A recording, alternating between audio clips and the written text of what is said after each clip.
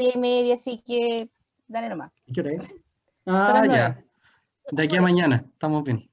¿Cierto? Súper. Una vigilia, como dijo el Dani. Ok. Norm- Lo normal. primero es que antes de compartir pantalla quiero mostrarles algo.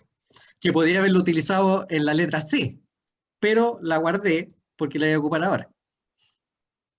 ¿Qué es esto?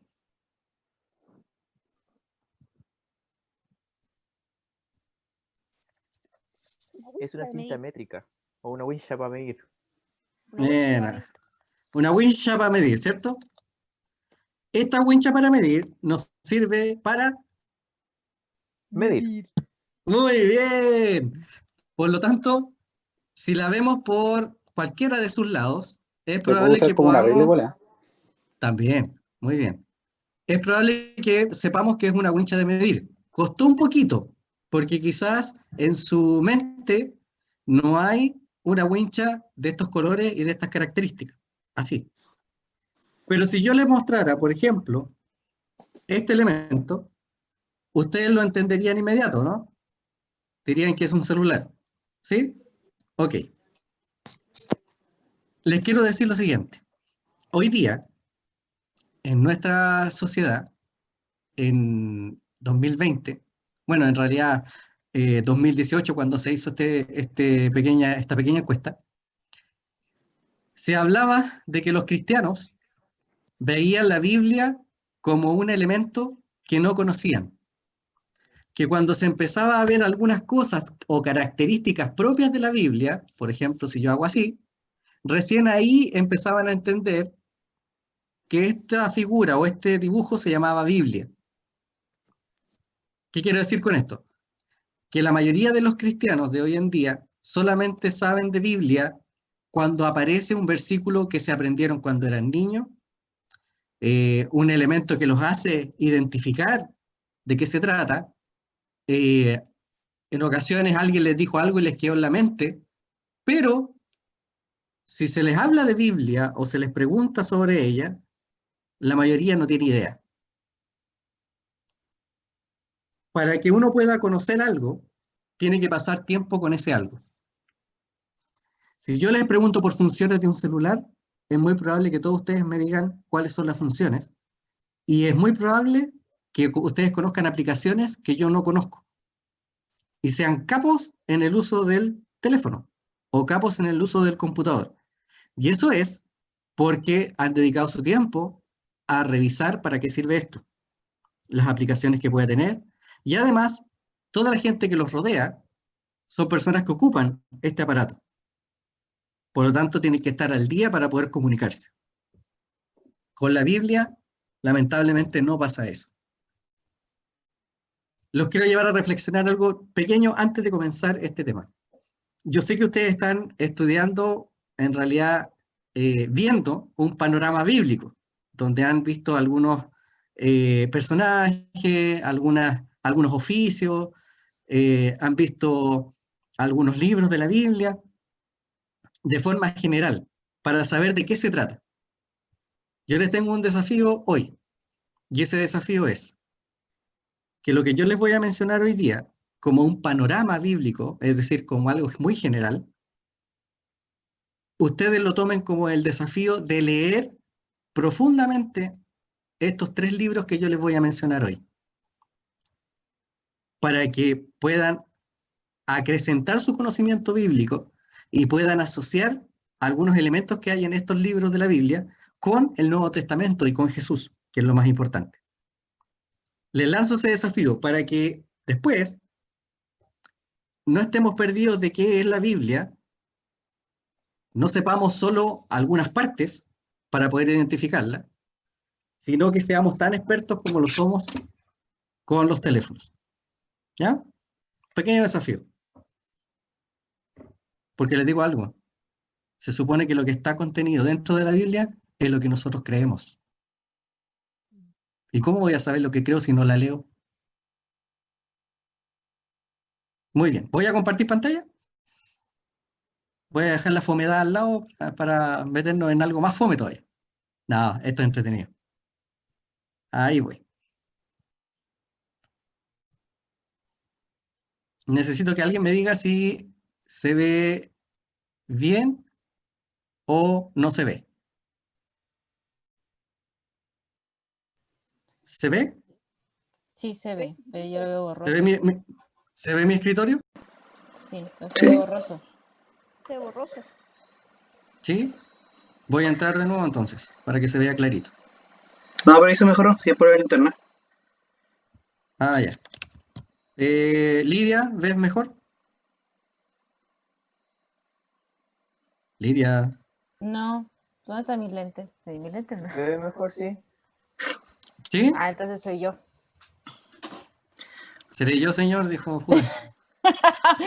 Ah, sí, sí, veo. Y ahora sí, ahora sí, ahora sí, ¿Sí? ahora sí, ahora sí. Sí. Harto desordenado tu Ok. escritorio. Sí, mucho tiene de todo.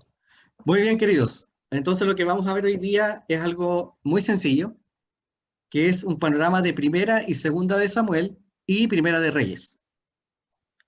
Hasta donde yo tengo entendido, la vez anterior estuvieron viendo acerca de los jueces, si no me equivoco, ¿sí? Sí. Y hablaron acerca de algunos de esos jueces y la función que ellos tenían, ¿cierto? ¿Sí? Sí. Ya, ok. Ahora vamos a ver un poquito de otros funcionarios bíblicos, digamos. Pero antes quería recordarle algunos hitos que son súper importantes de recordar. Lo primero, todo esto parte con la creación de Adán y Eva y un pacto que Dios hace con ellos. Luego vienen los jueces. Después de los jueces viene Samuel, que es como una transición entre los jueces, los profetas y los reyes, ¿ya? Y luego vienen los reyes y profetas, dentro de este panorama bíblico muy, muy general. ¿No está buena que sacamos acá? Vayan a su Biblia, por favor, y ábranla en Primera de Samuel.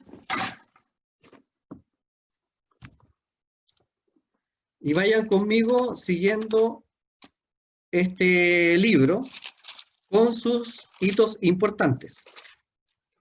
El primer hito que encontramos es la oración de Ana. ¿Alguien conoce la oración de Ana? ¿La ha leído alguna vez? ¿Me pueden hablar si es que está por ahí? ¿No? No, Sí. yo no la conozco. ¿No? Muy bien, alguien dijo que sí. Bien, les cuento. En términos generales, Ana está orando por un hijo y oraba todo el tiempo, muy triste en realidad.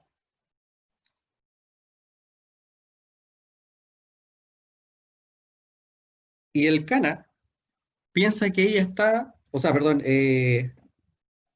el sacerdote piensa que Ana está curada orando en el templo, está ebria. Y resulta que ella está orando por un hijo.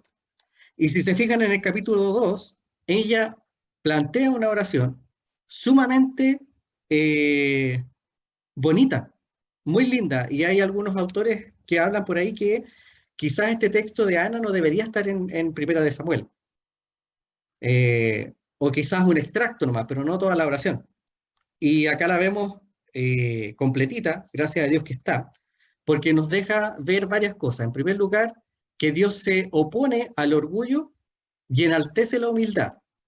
Esos son conceptos que tenemos que tener muy en la mente, muy en la vista, porque nos va a servir eso, si tienen la intención de ustedes de leer su Biblia, así como tener como el desafío de leer toda la Biblia, por ejemplo, en una cantidad de meses o años, les va a servir mucho porque la Biblia gira en torno a el orgullo, en torno a la humildad y a la relación con Dios y la fe.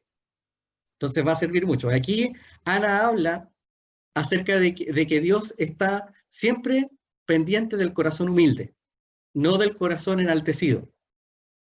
También dice en la oración de Ana que Dios sigue su plan a pesar de las acciones humanas. Es decir, Dios no realiza sus acciones de acuerdo a lo que el humano haga.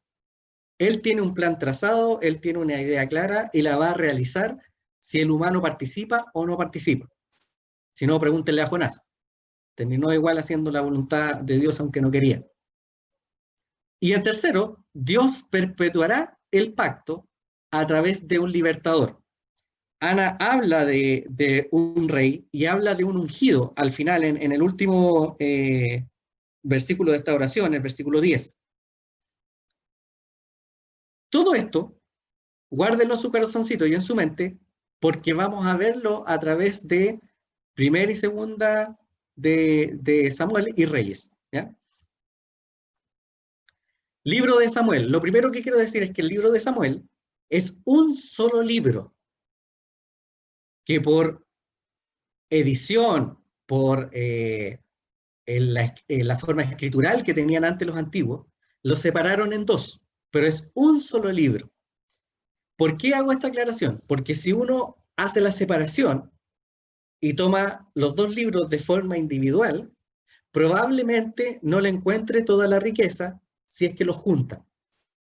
Entonces la idea de ahora es ver este panorama con el libro de Samuel juntito, sin divisiones. Desde el capítulo 4 al capítulo 7 se muestra a Samuel como líder del pueblo de Israel. Y empiezan a aparecer los primeros enemigos fuertes de Israel, ya había tenido varios antes, pero en este periodo, y son los filisteos. ¿Se acuerdan de David y Goliat? La lucha de David y Goliat, ¿se acuerdan? Sí. Sí, muy bien. Goliat era filisteo, ¿ya? La pelea que tenía también constantemente Sansón era con los filisteos. Y acá en este periodo se recrudece este conflicto y los filisteos pasan a ser una fuerza militar muy grande, a la par o más que el pueblo de Israel. Los israelitas cometen un error. Se ponen orgullosos en relación a su relación con Dios. Y pescan el arca del pacto y la llevan al campo de batalla pensando que por el solo acto de llevar el arca iban a ganar. Bueno, Dios les demuestra que no se trataba de tener fe en el arca, sino fe en Dios, en el Dios del arca. Y pierden la batalla. Los filisteos se quedan con ella y la dejan como ofrenda en el templo de su Dios, me faltó una S ahí, Dagón. El Dios Dagón, chiquillo, era una mezcla entre ser humano y pez. Y era un dios que necesitaba en sus ritos la muerte de vírgenes, la muerte de niños, también tenía como proceso de culto las orgías, por ejemplo. Allá metieron el arca del pacto, algo sagrado, algo santo para el pueblo de Israel, fue a caer en ese templo. Dios le demostró con esto a los filisteos que el arca no es lo central, sino él y su poder. Y lo demuestra cuando él solito destruye a Dagón, a la estatua de Dagón, la decapita, la rompe, y a los filisteos les manda un montón de plagas. Los filisteos tan aterrados con estas plagas y tan mal, que se dan cuenta que el arca es la culpable, para ellos, de todo este proceso, y que el Dios del arca había mandado estas plagas, así que toman el arca del pacto y se la llevan de vuelta al pueblo de Israel. Desde el capítulo 8 al capítulo 26, hay un quiebre en este proceso del pueblo de Israel y Dios a través de un profeta, a través de un sacerdote, como hasta ahora había sido. Israel, por arrogancia, pide un rey.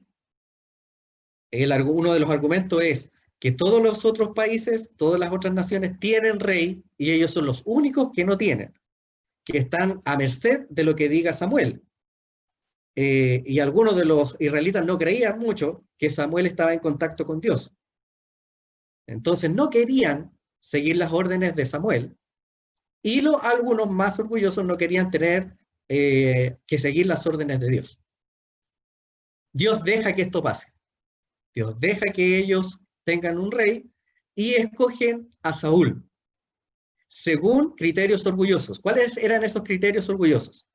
Buscaron al más apuesto de Israel, al más alto, digamos, de talla, físicamente, al más bueno para la guerra, se supone, al más valiente y al que pertenecía a una de las familias más acomodadas de Israel. Por lo tanto, con esos criterios arrogantes, buscaron y buscaron hasta que encontraron a Saúl, que dice la Biblia que medía de los hombros hacia arriba más que el resto de los hebreos. Es decir, todos los hebreos le llegaban del hombro hasta abajo. Y terminó, específicamente, Saúl terminó siendo lo que Dios advirtió.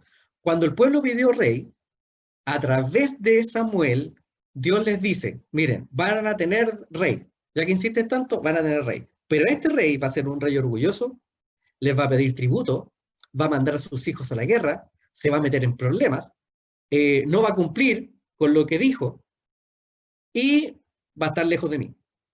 Y así fue, tal cual. Por lo tanto, durante ese periodo, por ejemplo, Saúl, cada vez que iba a la guerra, era como costumbre ir y consultar a Jehová si iban o no a la guerra. Y si Jehová decía que sí, iban a la guerra y ganaban. Si Jehová decía que no, y ellos porfiadamente iban a la guerra, perdían. Saúl varias veces partió a la guerra sin preguntarle a nadie. En otra ocasión, tomó unos animales, los puso en sacrificio, creyendo que haciendo eso tenía el favor de Dios para ir a la guerra. Lo hizo y perdió. Empezó a hacer todas las cosas equivocadamente. Por lo tanto, Dios lo reprueba y Dios busca a un rey diferente, a un rey de acuerdo a su corazón. Y esto es interesante porque si uno habla del corazón de Dios, su parte emocional, uno va a terminar llegando a la figura de Jesús en su humildad. En Efesios, en Filipenses, también habla de que Jesús dejó su reinado y vino, se humilló y vino en medio de nosotros a sacrificarse, a morir en una cruz por nosotros. Ese tipo de corazón es el que se estaba buscando. Lleno de fe, pero también lleno de autocrítica. Si uno va a los salmos, se va a dar cuenta que David, cada vez que pecaba, cada vez que se equivocaba, cada vez que era confrontado y se enteraba o se daba cuenta de su pecado, pedía perdón a Dios y se sentía perdonado. Y retomaba su vida y retomaba su relación con Dios. Recuerden, varias veces David cometió errores, lo vamos a ver más adelante. Se mantiene sumiso al rey, mientras tanto, me refiero a David. David se mantiene sumiso a Saúl, porque Saúl era el ungido de Dios hasta ese momento. Es decir, Dios autorizó que Saúl fuera rey, por lo tanto David no podía ir en contra del ungido de Dios solamente porque había sido escogido por el mismo Dios para ser rey. Y conocemos la historia de que Saúl, en el momento en que ve que David empieza a tomar protagonismo en el pueblo de Israel, empieza a tener dentro de él envidia y rabia en contra de David. Varias veces intenta matarlo. En varias ocasiones Jonatán se lo impide. David huye, Saúl lo persigue, varias veces trató de matarlo así. David tuvo la posibilidad de matar a Saúl y le demostró que no quería hacerlo, y así empieza toda una lucha hasta que llega el momento en que Saúl muere y empieza el éxito y la prosperidad con David como rey. Eso del capítulo 2 al capítulo 6. Cuando Saúl muere, David, en vez de alegrarse, en vez de hacer una fiesta, en vez de hacer todo un proceso de coronación inmediatamente para asegurar el reinado, lo que hace es llorar. Y llora porque ha muerto Saúl, el rey, el ungido de Dios. Y además, el padre de su mejor amigo llamado Jonatán. Cuando David asciende al trono, todas las tribus, las 12 tribus, piden la unificación del reino. porque estaban como, unos estaban con David, otros estaban con Saúl, otros estaban escondidos, otros estaban metidos incluso en el mundo de los filisteos. Así que pide la unificación y así es como David logra unir a todo Israel en un solo reino. Lo primero que hace David es conquistar la tierra donde está Jerusalén, y específicamente la ciudad, llamada antes Jebús, ¿ya? Conquista Jerusalén, y David le cambia el nombre a Sión. Por eso es que de repente vemos los salmos donde habla David acerca de Sión, cuando se está refiriendo a Jerusalén. Y la deja como capital del reino. Toma el arca y la traslada hasta Jerusalén. Y se le cruza una idea a David por la cabeza. Esa idea es hacer un templo. Pero Dios se niega a eso. Hay hartas especulaciones por las cuales Dios se niega a que David haga el templo. La mayoría de las personas, de los teólogos, habla de que había demasiada sangre derramada por David y por todo lo que le quedaba por hacer. Entonces Dios se lo impide. Pero sí le dice, mira, no me vas a hacer un templo, pero yo te voy a regalar una casa, y en términos hebreos sería una casta, es decir, una dinastía, es decir, tu reinado va a continuar con tu hijo, así hasta abajo. Y además, le dice que a través de él mismo, en el capítulo 7, va a perdurar la promesa que le dio a Abraham, a Isaac y a Jacob. Y esa promesa es que de su descendencia va a venir el Mesías. Y además, que su descendencia va a bendecir al resto del mundo, como se lo dijo a Abraham, ¿ya? Es como que el proceso de la línea de tiempo de la promesa de Dios la toma y la pone en la simiente de David, ¿ya? Como lo hizo con Abraham, así también con David. Por eso que es sumamente importante que conozcamos bien el capítulo 7 de Primera de Samuel. Después de eso, viene todo un proceso del reinado de David, y aquí empieza la caída y las consecuencias del pecado de David, del capítulo 11 al capítulo 20. Yo creo que ustedes conocen la historia de Betsabé, Urías, David y Natán, ¿o no? ¿Alguien que me conteste? Si Por mi parte, no. ¿No? Ya, se las voy a resumir. David, no, todavía no. Ya, se las voy a explicar. David, rey, tenía que ir a la guerra en un momento y decide no ir. Decide mandar a su general a cargo de la pelea. Nunca lo había hecho antes. David es reconocido como uno de los más grandes guerreros de Israel hasta el día de hoy. Por eso es que Israel tiene el símbolo de David, que es la estrella de 6 puntas, y los colores del rey David, el blanco y el azul, en su bandera. ¿Ya? La estrella fue un diseño de David. Para que vayamos entendiendo la importancia militar de David. David no se perdía ninguna batalla.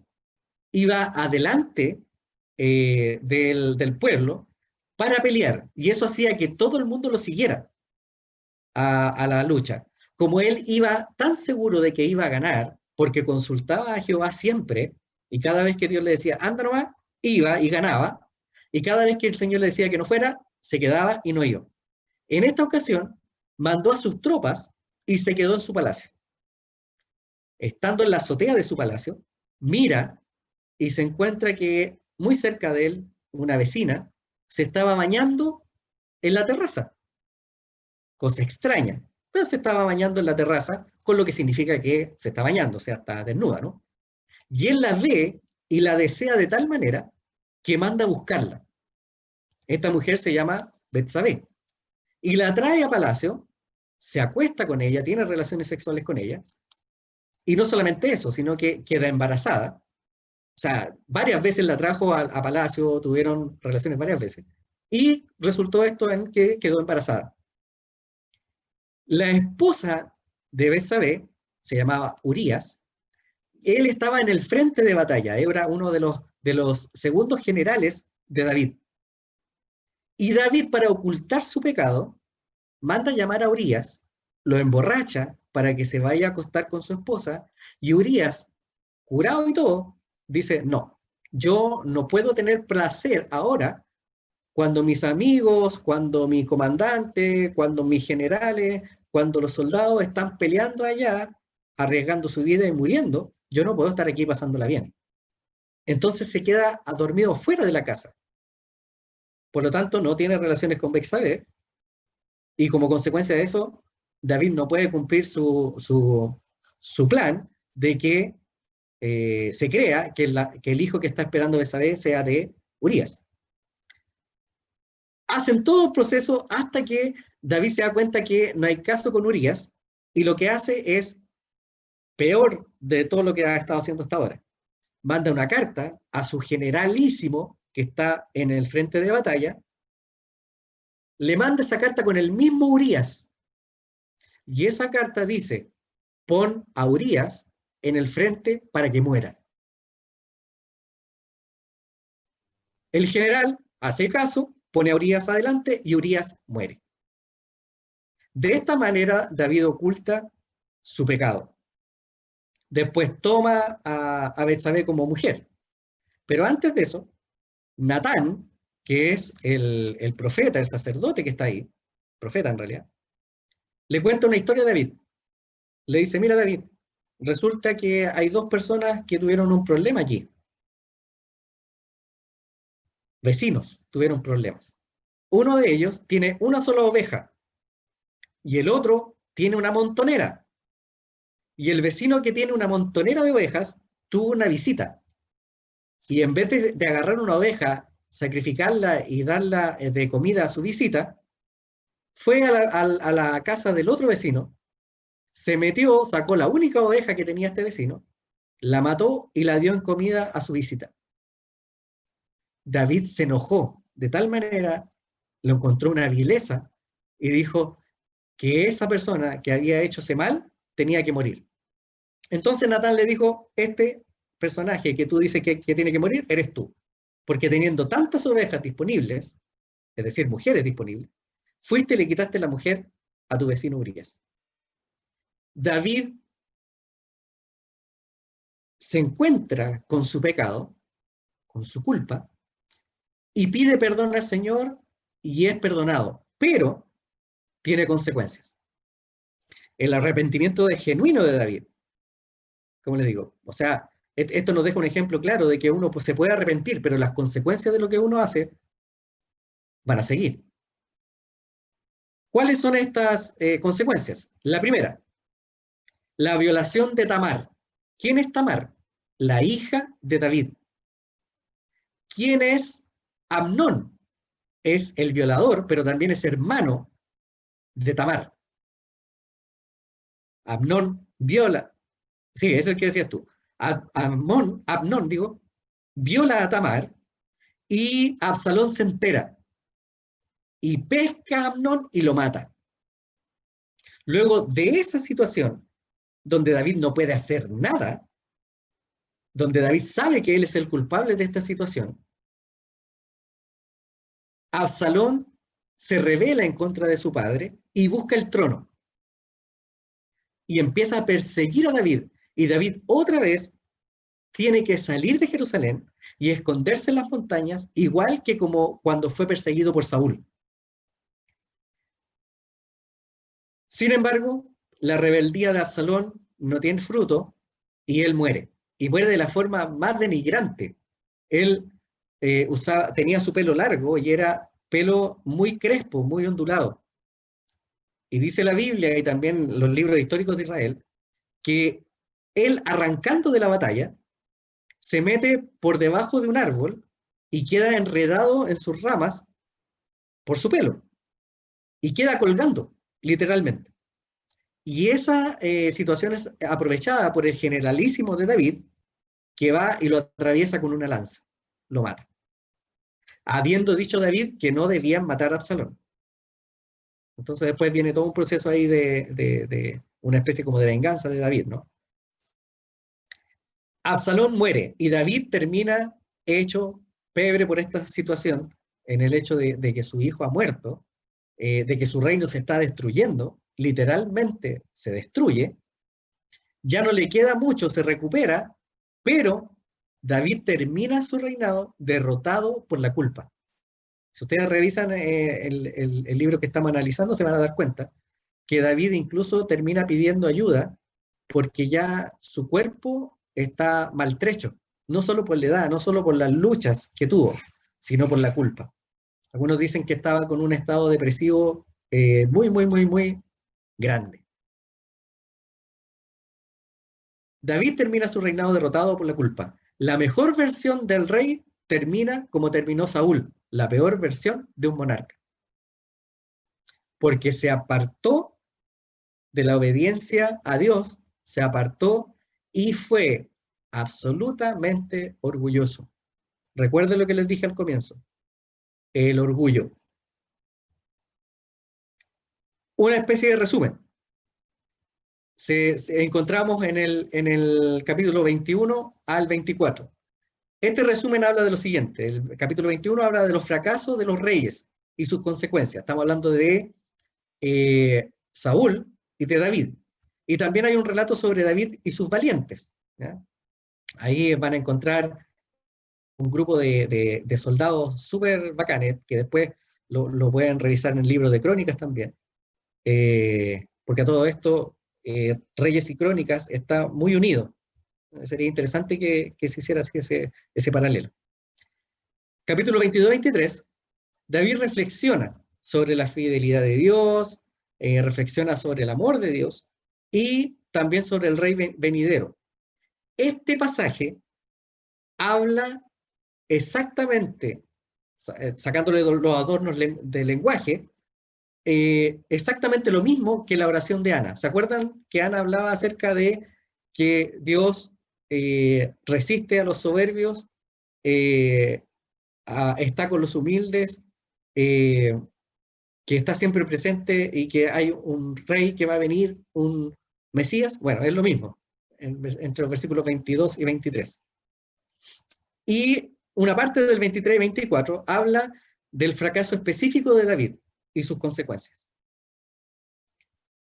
Se ven estas relaciones: arrogancia versus humildad y desobediencia versus bendición. De eso se está tratando hasta ahora el libro de Samuel. Libro de Reyes. Ya David está a punto de morir y entre el capítulo 1 y 11, David le da el consejo a Salomón de que no se aparte de Dios, por lo que él mismo ha vivido, ¿no? Salomón, por supuesto, dice que no, y luego de eso empiezan a tramar cómo van a mantener este reinado, cómo va a ser la consolidación de este reinado, y empiezan a tirar líneas de qué es lo que tienen que conquistar para poder asegurar el reino. Luego de eso, Salomón tiene un momento con Dios muy bonito, y Salomón, bueno, se le ofrece lo que él quiera, y Salomón pide solamente sabiduría. Al pedir sabiduría, Salomón se transforma en el hombre más sabio del planeta.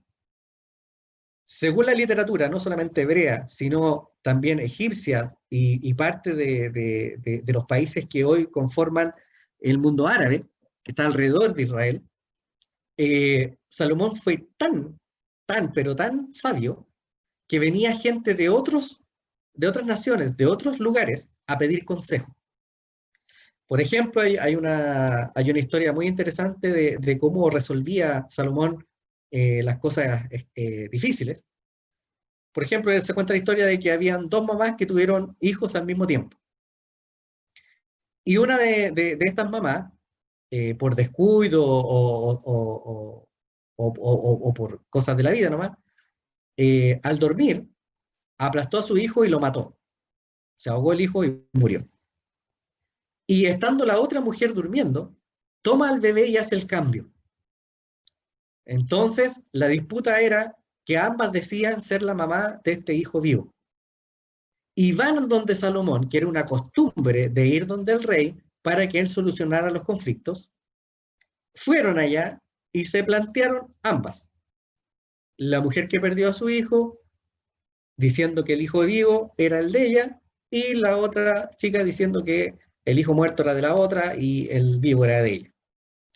Salomón, viendo esta disputa, hace algo salomónico, de ahí viene el término. Pesca una espada, le pide que pongan al niño frente a él, y dice, muy bien, voy a partirlo por mitad. Le voy a dar la mitad a una y la otra mitad del niño a la otra.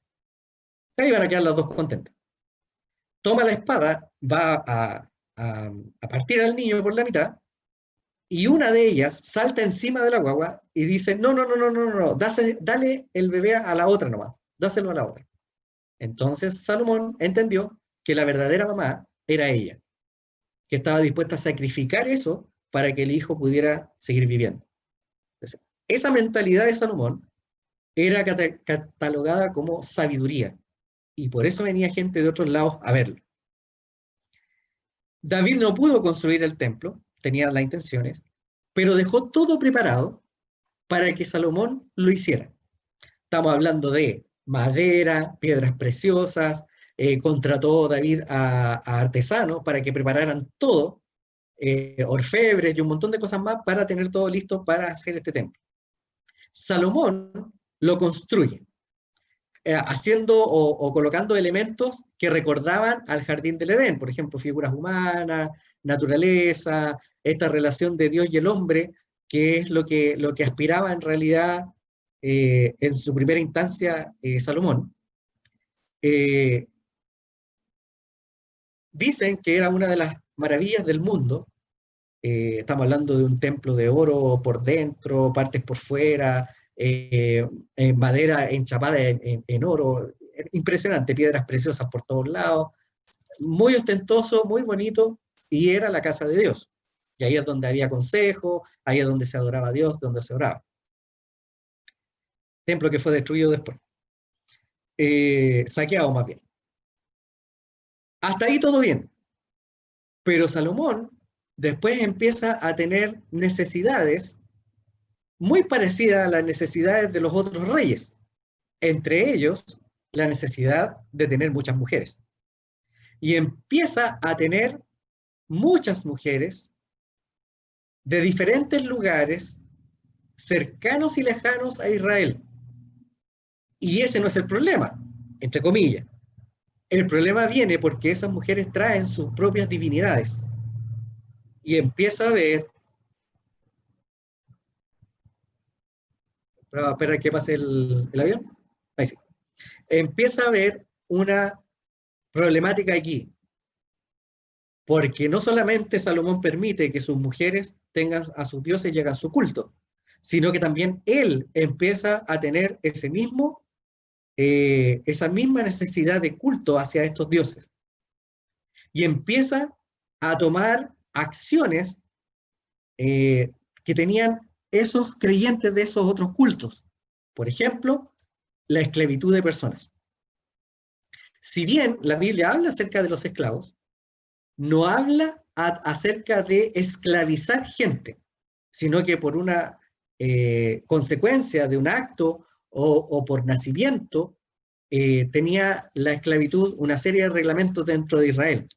Pero tomar personas de otros lugares y hacerlos esclavos no era parte del proceso. Y lo pueden buscar después en Deuteronomio, ahí están todas las cosas que el rey podía y no podía hacer. Salomón empieza a hacer todo lo que no debe hacer un rey. Luego de la muerte de Salomón, o sea, Salomón muere, el hombre más sabio del mundo muere en esta condición de tener varios dioses y haberse de cierta manera apartado de Dios, peor quizás que Saúl. Y esto provoca, la muerte de Salomón, provoca que Roboam, su hijo, tome el reinado. Roboam lo toma y sigue la misma línea de Salomón. Es decir, empieza a agarrar dioses y empieza a tener cultos, mete estos dioses dentro del templo, empieza a cobrarle impuestos a la gente y empieza a vivir más que como rey, como un emperador. Empieza a abusar de la gente, empieza a llenarse de riqueza, empieza a vivir parecido a como vivieron después los romanos, ¿no? Bien parecido a Faraón también. Y eso provoca que la gente empiece a sentirse la obligación de terminar con el reinado de Roboam, de terminar con el linaje de Israel, o sea, de David. Y se levanta un personaje llamado Jeroboam. Y este personaje hace una guerra civil y se divide los reinos. En el reino del norte queda con el nombre de Israel y es gobernado por Jeroboam. Samaria queda como la capital de ese lugar. Toman varias religiones, por lo tanto se hacen politeístas, y tienen 2 templos en honor a Dios, pero con Baal y otros dioses dentro. Miren esto que es terrible. Hacen los templos en honor a Dios, pero adentro tiene a todo lo que es contrario a Dios, al dios Baal. Dios Baal pedía, como el otro dios que hablamos delante, Dagón, pedía la muerte de los niños, sacrificio de los niños, sus orgías eran necesarias para el culto, era la aberración máxima, digamos. Muy parecido a como estaba el pueblo de Israel bajo el Sinaí, cuando Moisés baja con las tablas de la ley. Así estaba, muy desordenado en su culto. Pero ellos tenían eso. Como el reino del sur tenía el templo, ellos hicieron 2 templos, pero con esta característica. En el sur queda el reino de Judá, que son los del linaje de David. Jerusalén queda como la capital, y Dios, entre comillas, como su Dios. ¿Por qué digo entre comillas? Porque más adelante, en Segunda de Reyes, se van a dar cuenta que tampoco fueron muy celosos con respecto a alabar al Dios de Israel, sino que tenían estas mezclas medias raras. Una estadística. En el reino del norte, 0 de 20 reyes siguieron a Dios como es debido. 0 de 20 reyes. Todos los demás fueron idólatras. Y todos los demás hicieron lo que quisieron, menos buscar a Dios. En el reino del sur, 8 de 12 siguieron a Dios como era debido. También súper poco, 8 de 12. Teniendo en cuenta que se supone que ese era el linaje de David y se supone que ellos deberían haber continuado con este proceso.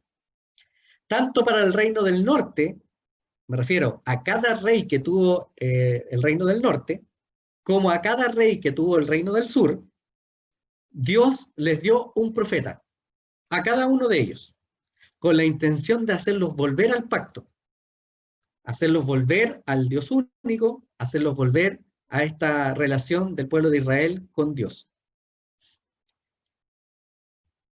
Pero no les fue muy bien. Por ejemplo, en el reino del norte, Elías y Eliseo, yo sé que por ahí han escuchado a Elías, tuvieron todo el periodo del reinado de Acab con su esposa Jezabel, tuvieron una batalla con ellos teológica, ideológica, todos los lógicos que puedan haber. Pelearon en contra del culto a Baal, y para que vieran que Dios estaba con ellos, hicieron una montonera de milagros y cosas extraordinarias. Por ejemplo, ahí dice término por si acaso, no término. Terminó la lluvia por 3 años, es decir, por 3 años, 6 meses no llovió. Y eso es porque Eliseo lo pidió. Y Eliseo lo dijo que iba a pasar y pasó. 3 años y medio. Hubo una multiplicación de harina.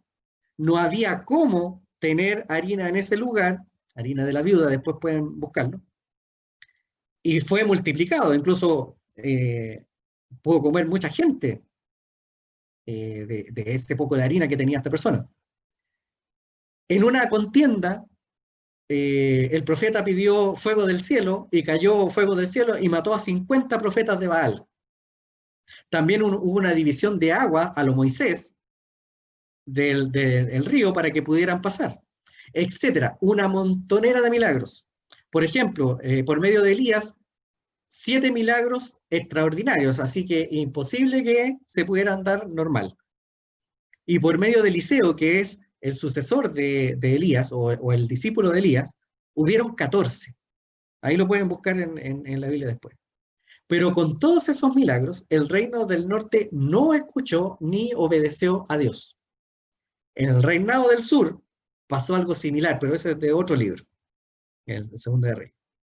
Y ahí hubo como alternancia, pero de todas maneras, igual no se pudo.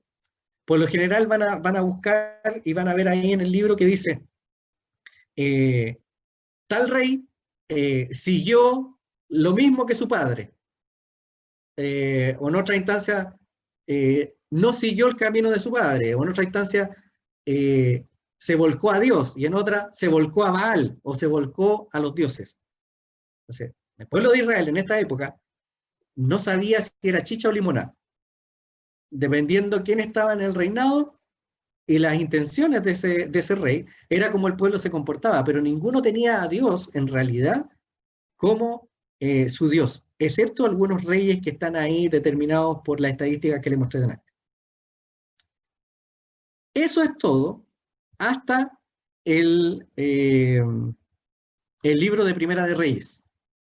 Espero que no haya sido tedioso, pero hay un montón de cosas que dejé pasar en honor al tiempo. No sé cuánto me demoré. Casi 50 minutos. Espero que les haya servido. Hay varios detalles que sería interesante en este desafío que les planteé al comienzo, que los pudieran leer. Hay harto de causa-efecto en relación a los reyes del norte y los reyes del sur en su relación con Dios.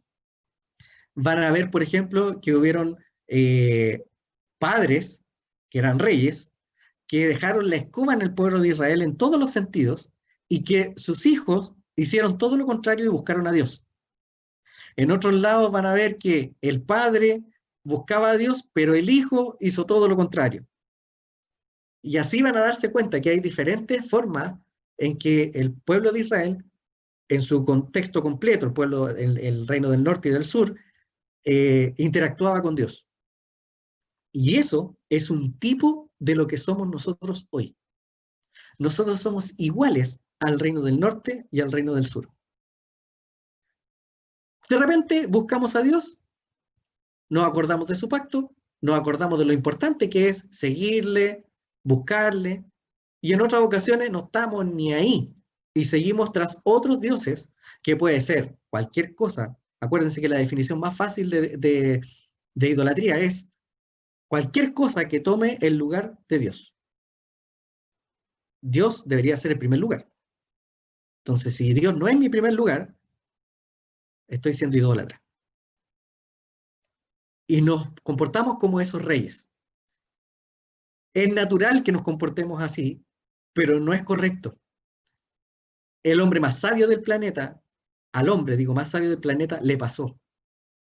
A su padre, que era conforme al corazón de Dios, también le pasó. Y así a los antiguos jueces también les pasó. Entonces, es natural, pero no por eso debemos descansar y decir, estoy bien. No hay ningún problema conmigo. Hoy día estoy bajo. Les voy a contar un detalle personal. Espero que de aquí no salga. Porque si no, voy a dormir con el gato del vecino. Hace unos años atrás, cuando yo no conocía a Anita, pololeé con otra persona, obviamente. Mujer. Hay que hacer la aclaración ahora.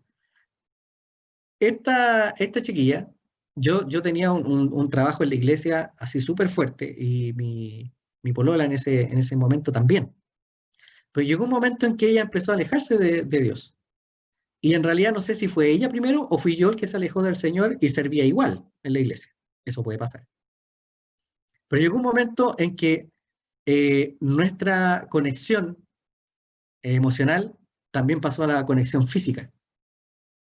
Y empezamos a tener relaciones sexuales.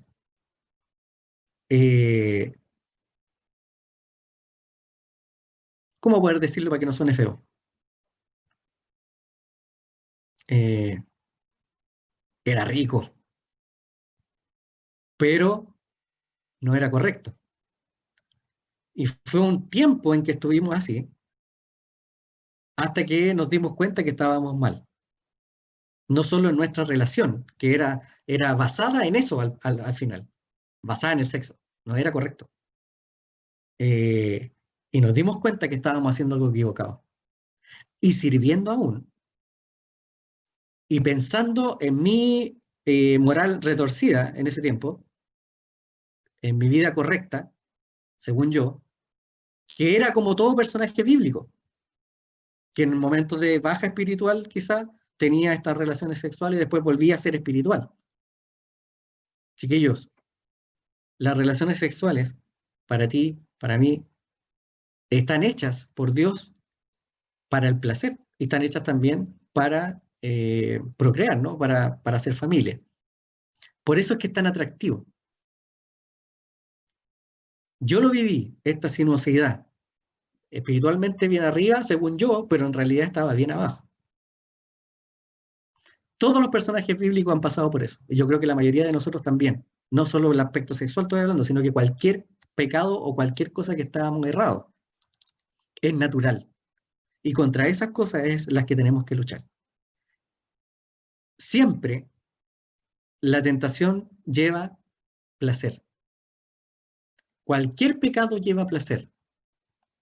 Cuando uno peca, busca lo bueno para uno. Cuando mientes, buscas algo bueno para ti. Para librarte de algo, para excusarte de algo. El que roba, roba porque lo que roba es para él, lo siente como una necesidad o como algo que le va a servir, por lo tanto, si al otro no le sirve, me lo llevo. El pecado sexual, como lo que hablamos delante, la desobediencia a los padres, el ir en contra de las leyes, por ejemplo. También. O sea, Dios habla en su Biblia que uno como creyente debe seguir las leyes, aunque sean terrenales, debe seguirlas.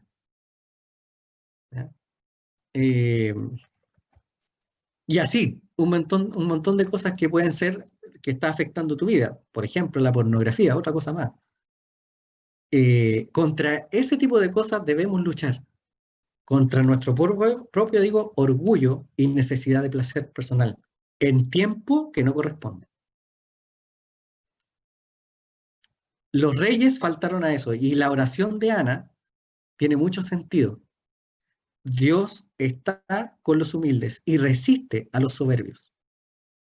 Resiste, chiquillo, es decir, es algo que no te permite continuar. Resiste. Entonces, si a lo mejor en tu vida las cosas no están bien, quizás es porque Dios te está resistiendo. Y puede ser que tu orgullo sea lo que está provocando esa resistencia.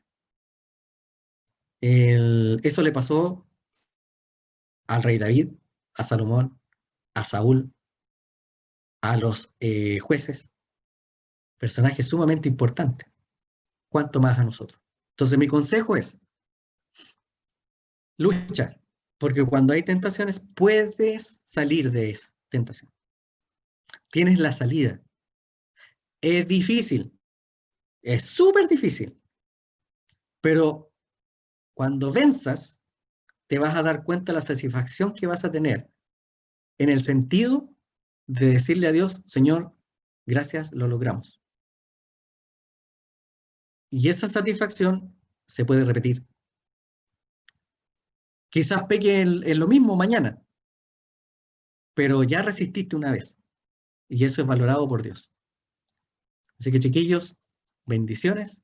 Y espero que este panorama sencillo de los libros de Primera, Segunda Samuel y Primera Reyes le haya servido. Y por favor, si lo quieren, hagan el desafío. Cuando yo era chiquitito, de edad, me desafiaron, una persona en mi vida me desafió siempre a leer la Biblia. A leerla. Y el conocimiento que he podido lograr no tiene que ver con que haya pasado por el seminario. Tiene que ver con que alguien me dio este consejo que le estoy dando hoy día. Lean su Biblia. Gracias, Lidia.